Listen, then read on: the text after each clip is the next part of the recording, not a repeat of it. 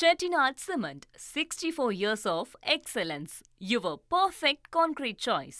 காலி மது பாட்டில்களை திரும்பப் பெறும் திட்டத்தை முறைப்படுத்த கோரி டாஸ்மாக் ஊழியர்கள் காத்திருப்பு போராட்டத்தில் ஈடுபட்டு வரும் நிலையில் மதியம் 12 மணி ஆகியும் பெரும்பாலான டாஸ்மாக் கடைகள் திறக்கப்படாததால் பரபரப்பு ஏற்பட்டது. இதுகுறித்த கூடுதல் தகவல்களை செய்தியாளர் கார்த்திக் வழங்கிட கேட்கலாம். முழு விவரங்கள் என்ன கார்த்திக்? வணக்கம். கோவை மாவட்டத்தில் இயங்கக்கூடிய 270க்கும் மேற்பட்ட டாஸ்மாக் கடைகள் மதியம் 1 மணிக்கு மேலாகியும் கடைகள் திறக்கப்படவில்லை என்ற ஒரு குற்றச்சாட்டு எழுந்திருக்கு. இது தொடர்பா பாத்தீங்கன்னா பீலமேடு பகுதியில் இருக்கக்கூடிய டாஸ்மாக் மண்டல அலுவலகத்தில் 200க்கும் மேற்பட்ட ஊழியர்கள் தரையில் அமர்ந்து தர்ணா போராட்டத்தில் ஈடுபட்டு வராங்க.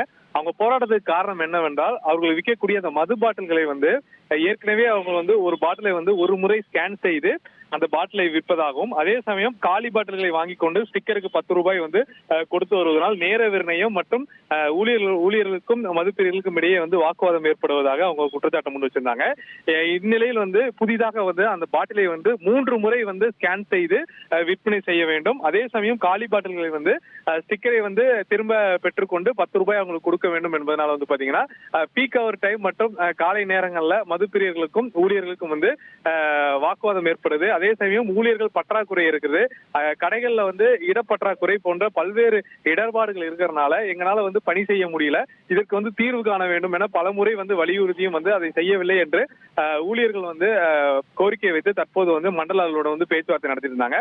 பேச்சுவார்த்தையின் போது கையில் சாவியை வைத்துக் கொண்டு போராட்டத்தில் ஈடுபடக்கூடாது, கடையை திறந்து வைத்து விட்டு நீங்கள் உங்க கோரிக்கையை சொல்லுங்க, கடையை மூடிக்கொண்டு இது பண்ணீங்கன்னா சேல்ஸ் பாதிக்கும், இல்லைவிட்டால் நாங்க சஸ்பெண்ட் நடவடிக்கை எடுப்போம் சொல்லி மண்டல அலுவலர் கோவிந்தராஜ் தெரிவித்தனால இதனால அந்த பகுதியில் சலசலப்பு ஏற்பட்டு தற்போது தொடர்ந்து பேச்சுவார்த்தை நடைபெற்று வருகிறது.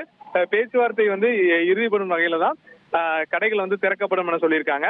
270க்கும் மேற்பட்ட கடைகள் இருக்கும் பட்சத்தில் 200க்கும் மேற்பட்ட கடைகள் மூடப்பட்டிருப்பதாக ஊழியர் தரப்பிலையும், 70க்கும் மேற்பட்ட கடைகள் மூடப்பட்டிருப்பதாக மண்டல அலுவலர் தரப்பிலும் சொல்லியிருக்காங்க. தொடர்ந்து பேச்சுவார்த்தையும் போராட்டமும் பீலமேடு பகுதியில் கூடிய அந்த மண்டல அலுவலகத்தில் நடைபெற்றுவது மிக முக்கியமாக பார்க்கப்படுகிறது. தகவல்களுக்கு நன்றி Karthik. Chettinad Cement, 64 years of excellence. Your perfect concrete choice.